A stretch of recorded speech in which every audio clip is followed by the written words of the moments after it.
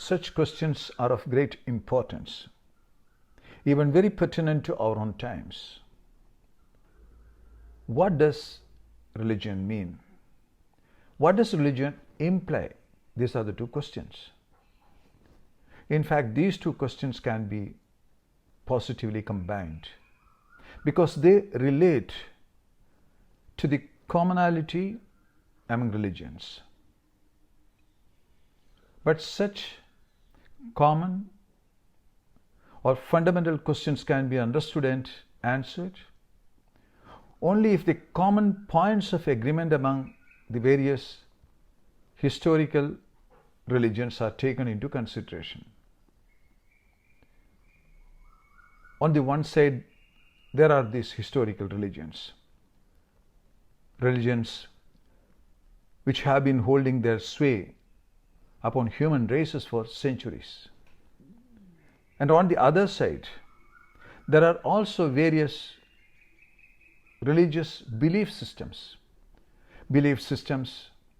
which are formated through ages out of what can be called as free thinking. In this second category of free thinking, there are numerous and indefinite numbers, some of them being even very systematically organized again. Religion per se is only a belief system. That's what it means, just a belief system. Based on this, from animism to highly evolved and organized religions, though there are enough sectarian differences among them, there are also certain common points of agreement that should be properly studied and understood. If we gather informations from history, from anthropology, from comparative religion, or even from comparative philosophy,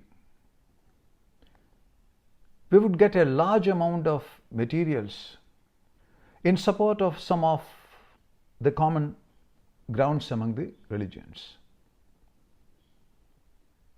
We would see that every human race, in every age of every country,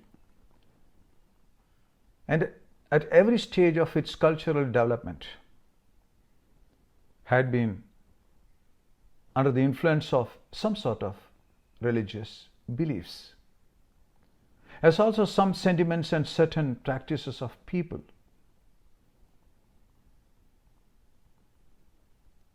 Such a study would also lead us to several astounding points of agreement. Agreements that are very common to most countries and most people, which could be accepted provisionally as some sort of essential elements of every religion. First of all, every religion agrees in believing some sort of a supernatural agency or agencies having endowed with certain powers to control every natural phenomenon that occurs around and guide the human destiny. It's a common belief that the human affairs are not only related to or influenced by just some known or visible natural environment, but there are also certain invisible spiritual agencies, one or many of them, operating behind this wonderful phenomenon called the universe, exercising control over everything and guiding the humanity at large. This belief appears to be inherent in the human mind everywhere, and they can be understood as the product of the natural development of human consciousness. These ideas can be seen having gradually refined and systematized with every stage of human development. Along with these ideas, there can also be seen three other developments. One, the growth and capability of the power of observation in human. The growth and capability of the power of observation in human.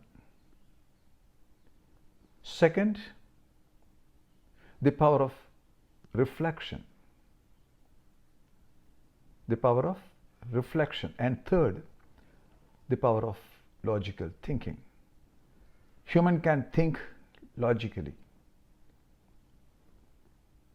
At the highest stages of refinement, such belief systems seem to have accepted a greater and grander idea, the idea of one infinite, eternal, omnipotent, and omnipresent power, which was named God, who is also conceived as the sole creator, sole preserver, and sole governor of this universe. Of course, with regard to the true character of God, the relevance of God's manifestation, and of God's working on the universe and on the human minds, there are fundamental differences of opinion even among the greatest thinkers and even founders of religious sects.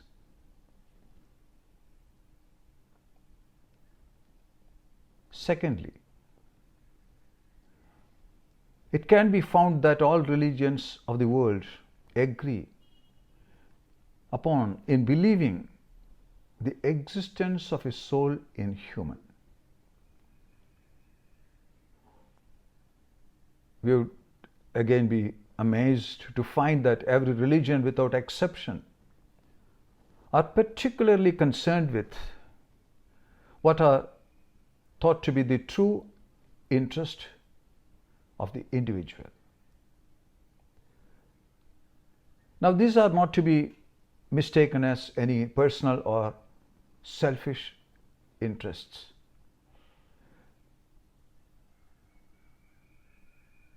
They concern the inner soul or the core of one's own existence, the existence of oneself as one's being.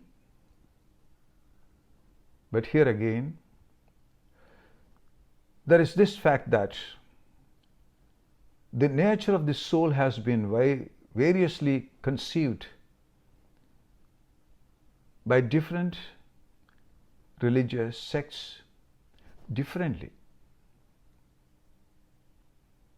Thirdly, every religion recognizes some sort of worldly interests of the soul. No human being is content. No one is content with the circumstances in which she or he finds herself or himself placed at. Even when one's physical and sensuous demands are gratified or fulfilled or satisfied, one would still generally feel some sort of a discontentment, unfulfillment about one's present existence. One would feel some sort of a bondage or a limitation which one would want to transcend consciously or unconsciously. It is this idea based on one's self-fulfillment that had gradually developed as the human interest in the higher spheres of life, such as his interest in heaven, the idea of salvation, or that of the freedom, or what is considered as the absolute deliverance from all bondage and limitations from this life, nirvana, mukti. Here again, in different religions, there are different ideas about such a concept, which had been prevailing from ages. But some sort of a belief in the life after death certainly also existed and exists in most religions. Exceptions on this aspect is certainly are acceptable. But by and large, religions consider this as a necessary concomitant related to one's otherworldly interest. Believing in an existence beyond the present one is very common even with most individuals, even if their religions doesn't believe. Fourthly, there is also this belief, a belief in some sort of a moral order of this universe where we live in. This again is a fact that is very much present in every religion. This belief of a moral order or an ethical order is to be found based on the theory of action. Actions that we perform as individuals. Actions do not totally exhaust in themselves. It exhausts only by producing the related consequences and results that we directly experience in our life. Meritorious actions, good deeds are observed to bring good results sooner or later. And vicious actions or bad deeds, in some mysterious way, is found to be producing bad results upon the doer.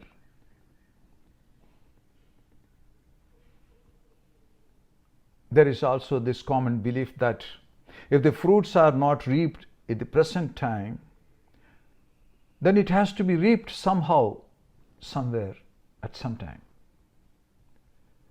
This idea also certainly implies or makes for the belief in a life hereafter. Moral laws must be vindicated. That is the justification related to this. Actions must produce their moral effects on its agents themselves. On the one side, this is a belief operating behind the simple law of morality or law of moral causation. And exercising, on the other hand, the control over what is conceived as the law of physical causation. That is, cause transfers something in terms of physical quantity or measure. That is the physical causation. The operation of this law of moral causation is what is known as the law of action or the law of karma. In most religions, this law is associated with the ruling power of the supernatural spiritual agency or agencies.